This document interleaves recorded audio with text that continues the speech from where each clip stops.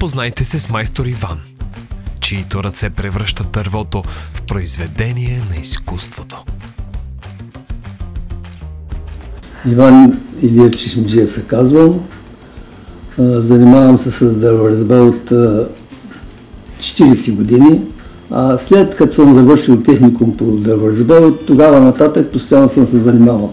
Случайно стана, защото трябваше да занеса документи след 8 клас към механото и по пътя видях пише техникум по дървоработване. И влязох вътре и питах кои са най-хубавите специалности. Едно момче ми каза и аз там се записах по този начин. От 40 години съм в задругата на майсторите. Дунавската задруга е създадена в 70-те години.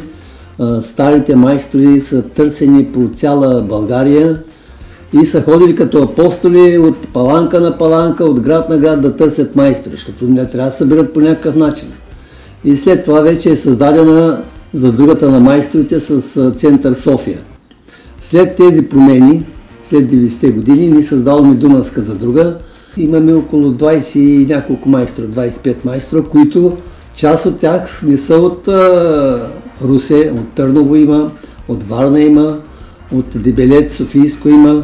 Майстор Иван е решил да създаде за нас изделие, съчетаващо традиционни български мотиви и модерни елементи. Изделие, което може да се ползва в дома, огледало.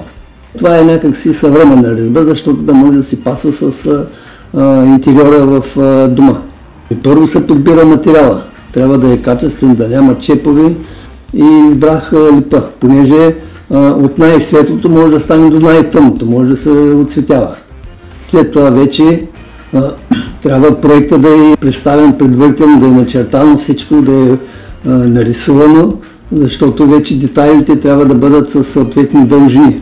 При сглобяване на огледалото се прави дърворезбата и накрая вече след като се залепи цялата конструкция на огледалото, тогава вече се оцветява. Днес ползвам тъмен байц венге на Тимер. Също така, след като го мина с този байц, след изсъхването, ще го мина на водна основа с безцветен лак на Тимер. В следващото видео ще се потопим в творческия процес на майстор Иван, създавайки неговото уникално резбовано огледало.